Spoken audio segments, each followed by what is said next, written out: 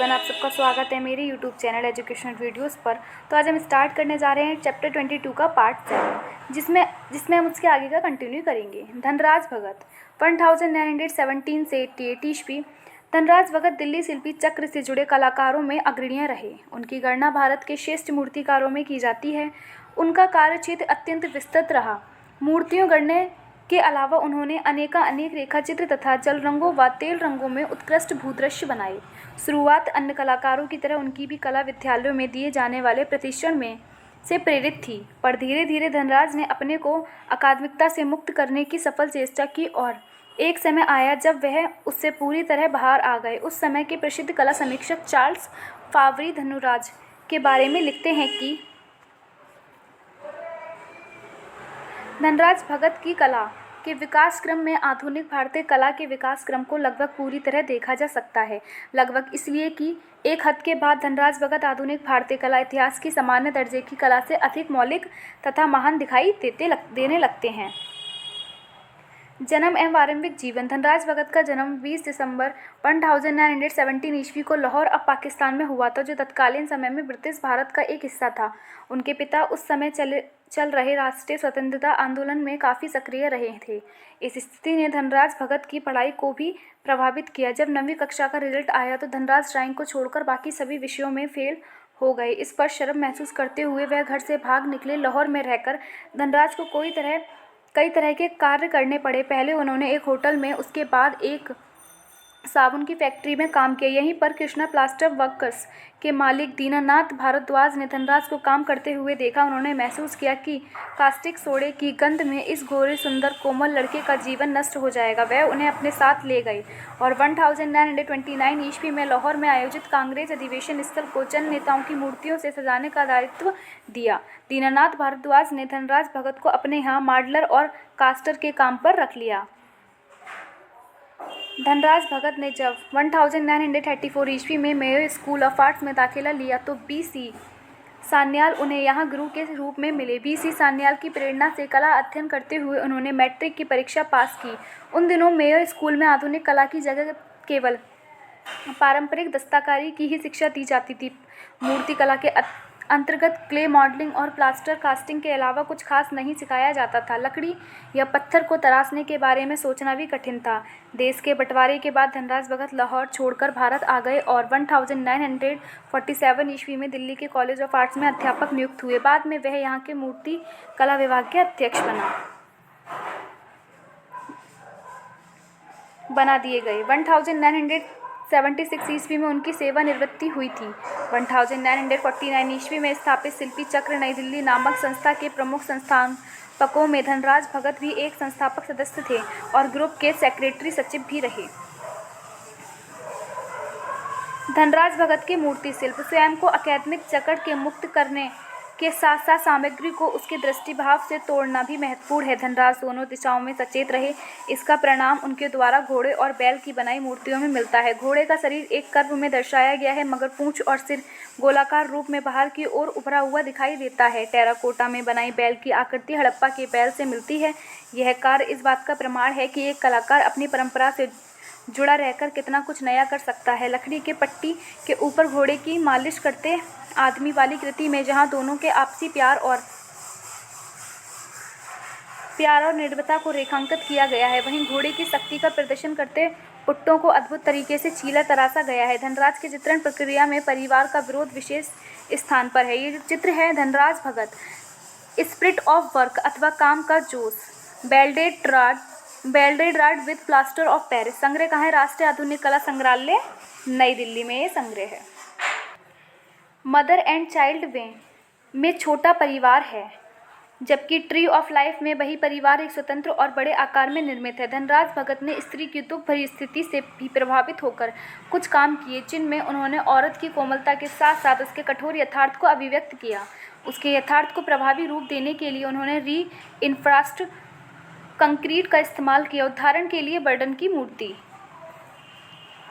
धनराज भगत स्वयं एक साधारण परिवार से थे। बहुत मेहनती मजदूरी करने के बाद कला क्षेत्र में उन्होंने अपना स्थान बनाया था। जो पीड़ा उन्होंने सही वही उनकी कला का आधार बनी।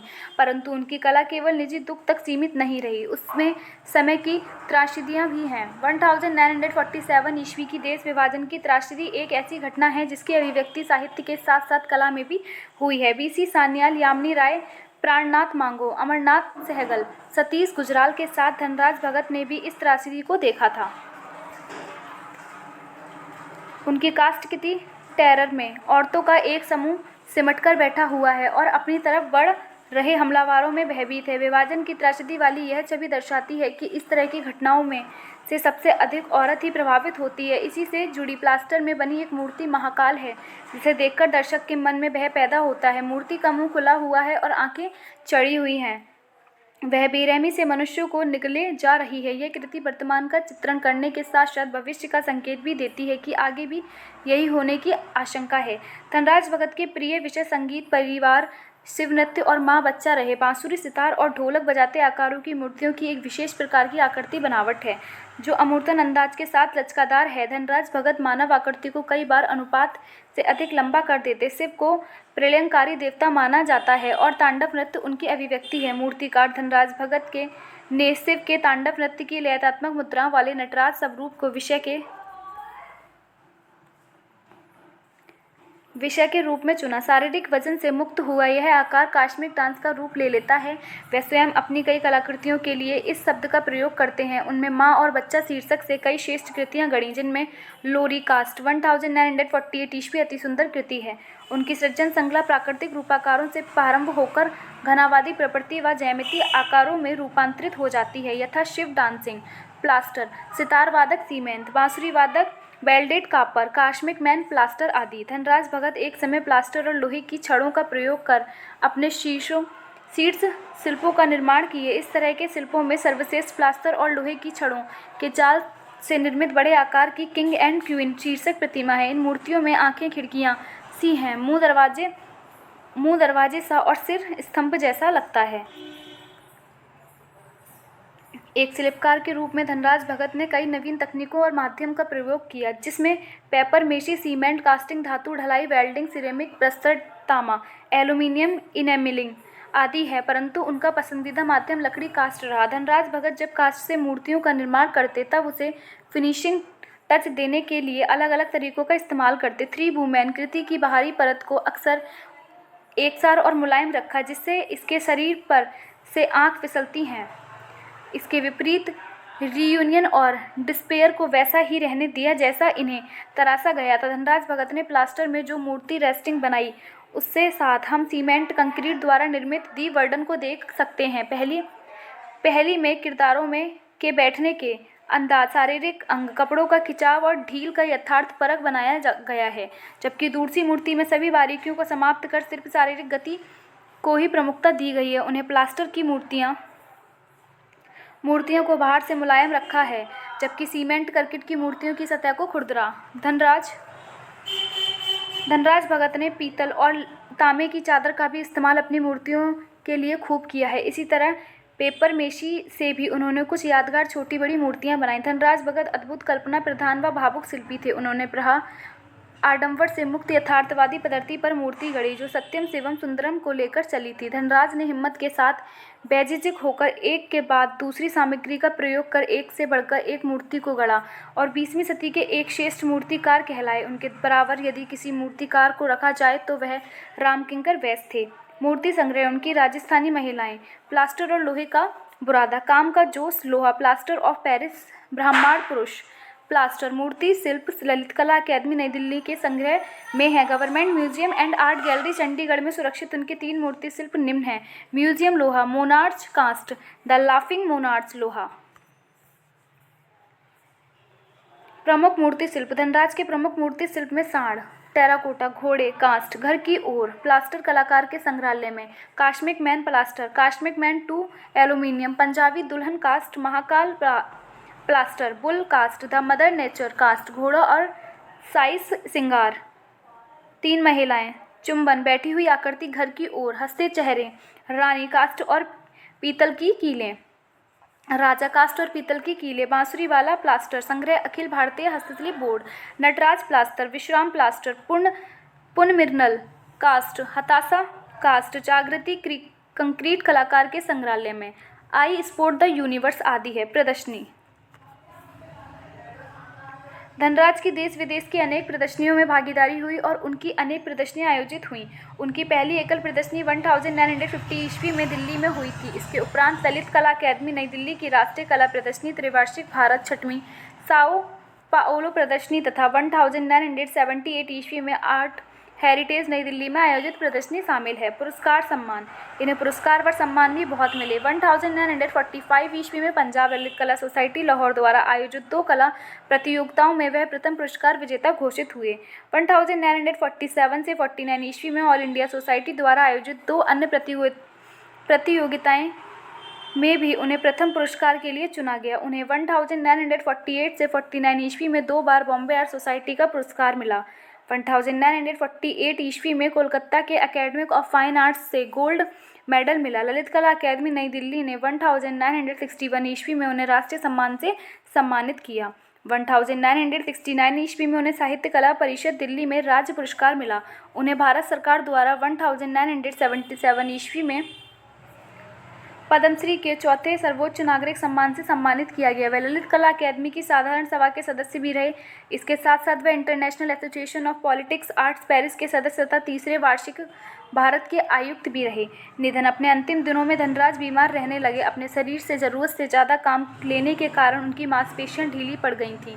उस समय उन्होंने पेन और स्याही से रेखाचित्र बनाने शुरू किए। इन रेखांकनों के पात्र रामायण और महाभारत के थे। लंबी बीमारी के बाद 1988 ईस्वी में 71 वर्ष की आयु में अपना मूर्ति संसार हमें सौंपकर इस दुनिया से सदा के लिए विदा हो गए। धनराज भगत स्कल्पचर पार्क 2010 में government college of art Chandigarh ने अपने परिसर में उनके नाम पर धनराज भगत स्कल्पचर पार्क की स्थापना की। 4th ग्रुप 1890 नई दिल्ली 1963 ईस्वी। यह कलाकार समूह कला प्रयासों की कड़ी में आखिरी महत्वपूर्ण कला समूह माना जाता है। ग्रुप 1890 ईस्वी की स्थापना जगदीश स्वामीनाथन के सुझाव से हुई। इस ग्रुप पर दादावाद का प्रभाव था। इन सदस्यों की प्रथम व अंतिम कला प्रदर्शनी 29 अक्टूबर 1963 ईस्वी को ललित कला अकादमी रविंद्र भवन नई दिल्ली के आधुनिक कला दीर्घा में हुई तथा कुछ समय बाद यह ग्रुप समाप्त भी हो गया।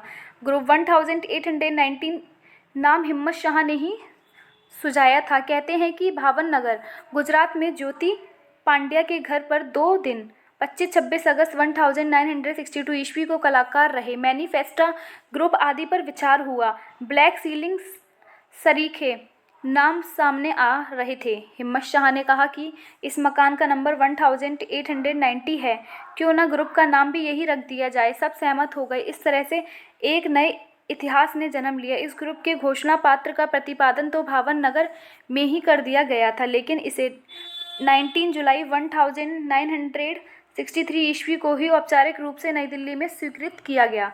ग्रुप 1819 ईस्वी की पहली प्रदर्शनी जॉर्ज ब्राक की स्मृति को समर्पित थी और इसका उद्घाटन पंडित जवाहरलाल नेहरू ने किया था। प्रसिद्ध यथार्थवादी मैक्सिकी कवि और राजनयिकी ऑक्टेविया पाज लोजानो ने प्रदर्शनी का कैटलॉग लिखा। पाज इस ग्रुप के युवा कलाकारों की समृद्धता और सुबोधमय देखकर आश्चर्यचकित थे। ऑक्टेवियो पाज ने प्रदर्शनी के कैटलॉग में लिखा था, इस प्रदर्शनी का वास्तविक विषय पारंपरिक बिंबों के प्रति विद्रोह है।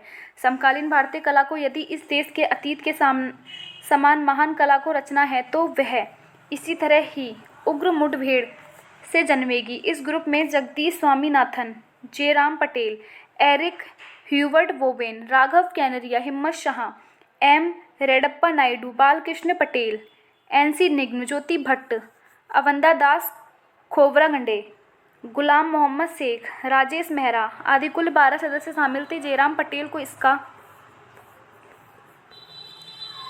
सचिव बनाया गया और जगदीश स्वामीनाथन इसके सूत्रधार थे। स्वामीनाथन ने क्रांटा नामक पत्रिका निकालकर भी इस अभियान को गति दी। जगदीश स्वामीनाथन 1928 से 1904 ईस्वी। जगदीश स्वामीनाथन या जे स्वामीनाथन ग्रुप 1819 के सूत्रपात थे। वे आधुनिक भारतीय चित्रकला के वास्तविक बोहेमियन कलाकार थे। 100% पक्कड़ और फकीर वह चित्रकार के साथ साथ खोजी, कला संग्राहक और व्यवस्थापक की भूमिका में भी रहे। मूलतः वह तमिल भाषी थे, पर हिंदी के प्रति जो अनुराग उनके मन में था वैसा हिंदी के मूर्तिमान साहित्यकारों में भी कम दिखाई देता है। चित्रकार अवंदा दास उन्हें स्वामी कहकर पुकारते थे। जन्म एवं आरंभिक जीवन। जे स्वामीनाथन का जन्म 21 जून 1928 ईस्वी को शिमला, हिमाचल प्रदेश के एक ललित तमिल परिवार में हुआ था। उनके पिता उच्च प्रशासनिक अधिकारी थे। मैट्रिक पास करने के पश्चात उन्होंने प्री मेडिकल कोर्स हेतु हिंदू कॉलेज दिल्ली में प्रवेश लिया, किंतु जल्दी ही उन्होंने कॉलेज और घर छोड़ दिया तथा 1955 ईस्वी में भवानी से विवाह करने तक ययावरी और घुमक्कड़ जीवन व्यतीत किया। राजनीति से उनका विराग चित्रकारी तथा चित्रकला की उनकी बाल सुलभ प्रवृत्ति को सामने ले आया। विवाह के बाद वह गंभीरता से चित्र बनाने लगे। साथ ही वे पत्रकार के रूप में और कला संबंधी लेखन कार्य करते हुए तथा कभी उसे छोड़कर भी स्वतंत्र चित्रकार के रूप में जमीन तैयार कर लेने तथा पेंटिंग करते रहे। स्वामीनाथन ने कुछ दिनों तक दिल्ली पॉलिटेक्निक में सैलोजी मुखर्जी और बीसी सान्याल के सानिध्य में कला का अध्ययन किया। बाद में 1958 ईस्वी में वे ललित कला अकादमी की छात्रवृत्ति पर कला अध्ययन करने academy of fine arts in Warsaw, Poland चले गए। उन्हें समकालीन कला के परंपरा देव प्रतिमाओं के महत्व विषय पर शोध कार्य के लिए जवाहर नेहरू फेलोशिप 1968 से 70 ईस्वी प्रदान किया गया। वे 1969 ईस्वी में हुए साओ पाओलो त्रिवार्षिक की अंतर्राष्ट्रीय जूरी के सदस्य भी रहे। जे स्वामीनाथन भारतीय कला जगत के एक जुझारू समुद्री काक कहे जाते हैं और राष्ट्रीय कला अकादमी के पुनर्गठन के लिए संघर्ष में अंग्रेजी के साथ ही वह अनुकरणात्मक आधुनिकता तथा अंत परंपरागत दोनों ही तरह के खतरों से भारतीय कला आंदोलन को बचाने के लिए प्रयासरत थे। 1963 ईस्वी में उन्होंने समान विचारधारा वाले कुछ साथियों के सहयोग से ग्रुप 1819 की स्थापना कर डाली। इसकी पहली प्रदर्शनी का उद्घाटन जवाहरलाल नेहरू ने किया था। स्वामी ने 1966 ईस्वी में इस दल के प्रचार के लिए क्रांटा नामक मासिक पत्र का प्रकाशन भी शुरू किया। ये जो चित्र है, जे स्वामी यात्रा फर्स्ट कैनवस पर तेल रंग संग्रह है, राष्ट्रीय आधुनिक कला संग्रहालय नई दिल्ली। उन्हें भोपाल में भारत भवन के ललित कला संग्रहालय, जो आज रूपांकर के नाम से विख्यात है, का प्रथम निर्देशक नियुक्त किया गया। भारत भवन की स्थापना 13 फरवरी 1982 ईस्वी को अशोक वाजपेयी ने की थी। भारत भवन दृश्य कलाओं, काव्य तथा मंच कलाओं का ऐसा घर है जहाँ चिंतन और सृजन निरंतर चलते रहते हैं। स्वामीनाथन कलाकारों की ओर से ललित कला अकादमी की सामान्य परिषद के लिए चुने गए तथा वे अकादमिक के कार्यवाही बोर्ड के सदस्य भी रहे। 1985 से 86 ईस्वी में उन्होंने अपने साथी कलाकार रॉबिन डेविड के साथ मिलकर महान शायर इकबाल की स्मृति में भोपाल के एक स्मारक बनाया। हाल के वर्षों में वह प्रस्तर और मूर्ति शिल्प भी बनाने लगे थे। वह ITDC तथा ICCR सहित विभिन्न सार्वजनिक निकायों के बोर्ड में शामिल थे। वे राष्ट्रीय फीचर फिल्म पुरस्कार के निर्णायक मंडल भी रहे। उन्होंने पाल क्ली को आत्मीय ढंग से देखा। उन्होंने मध्य प्रदेश के आदिवासी क्षेत्रों की सघन यात्रा की। 1981 ईस्वी में उन्हें जनगढ़ सिंह श्याम की खोज की, जिसे पहला आधुनिक गोंड कलाकार कहा जाता है। पिथौरा कलाकार भूरी बाई 2021 में पद्मश्री से सम्मानित वी स्वामीनाथन की ही खोज है। स्वामीनाथन ने हिंदी में कविताएं लिखी तथा कला के समकालीन आंदोलन से सम्मिलित लेख लिखे। वे जापान में होने वाले भारत महोत्सव की आदिवासी कला प्रदर्शनी के नियंता भी रहे।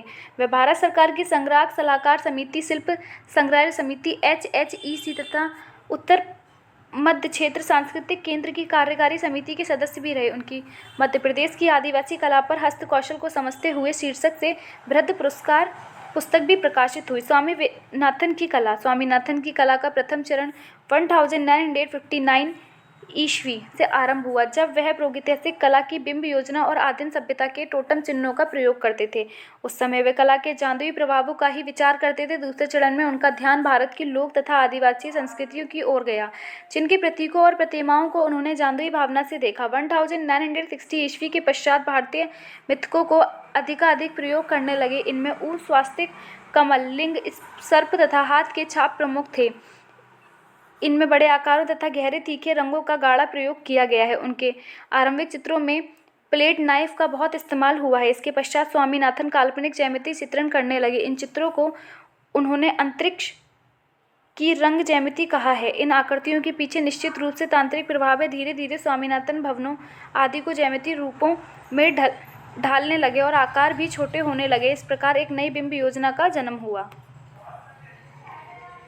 अपने विकास के अंतिम चरण में स्वामीनाथन ने प्रकृति के प्रतीकों का चयन करके चट्टानें, पर्वत, वृक्ष, अक्षर, त्रिभुज, वृत्त आदि का अंकन किया।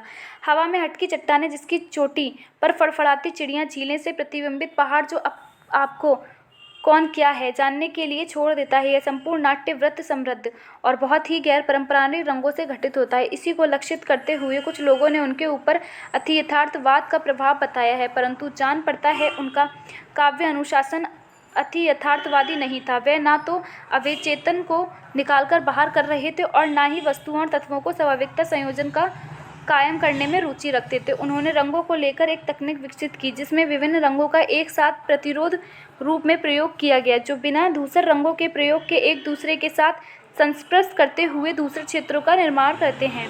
शुद्ध और प्राय विरोधी रंगों की संलग्नता एक ही दूसरे को अनुनादित करती है। इसके पश्चात वे एकल रंग के आसपास के परिवेश को रंगते हुए, जो कि हमेशा विरोधी ही नहीं होता, चाहे कननी के द्वारा हो या तूलिका द्वारा, उनका रंग प्रयोग निर्विकार था।